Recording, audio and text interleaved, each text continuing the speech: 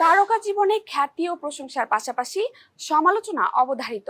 এই বাস্তবতার মুখোমুখি হয়েছেন বলিউড অভিনেত্রী সোনাক্ষী সিনহা। দীর্ঘদিন ধরে সামাজিক মাধ্যমে নানা ধরনের ট্রলিং ও নেতিবাচক মন্তব্যের শিকার হলেও বেশিরভাগ সময় তিনি সেগুলো উপেক্ষা করে এসেছেন।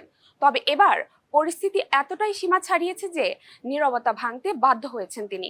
এক সাম্প্রতিক সাক্ষাৎকারে সোনাক্ষী জানান, ব্যক্তিগত আক্রমণ ও বিদ্বেষমূলক মন্তব্যের পরিমাণ এত বেড়ে গেছে যে একা দাঁড়িয়ে এর বিরুদ্ধে লড়াই করা প্রায় অসম্ভব। সোশ্যাল মিডিয়া খুললেই নেতিবাচকতা চোখে পড়ে যায়, যা মানসিকভাবে ক্লান্তিকর। তার মতে, সবসময় লড়াই না করে অনেক সময় এড়িয়ে যাওয়াই শ্রেয়। তবে তিনি স্পষ্ট করে দিয়েছেন, পরিবারকে লক্ষ্য করে কোনো কটাক্ষ এলে তিনি কখনোই চুপ থাকবেন না। প্রয়োজনে নিজের এবং প্রিয়জনদের জন্য প্রতিবাদ করতে তিনি বিশ্বাসী। সোনাক্ষীর ট্রলিং এর অভিজ্ঞতা নতুন নয়। দাবাং ছবির আগে প্রায় 30 কেজি ওজন কমানোর পর শারীরিক গঠন নিয়ে কটাক্ষ শুনতে হয়েছিল তাকে। এছাড়া গত বছর জাহির ইকবালকে বিয়ে করার পর থেকেও নানা সমালোচনার মুখে পড়েছেন তিনি।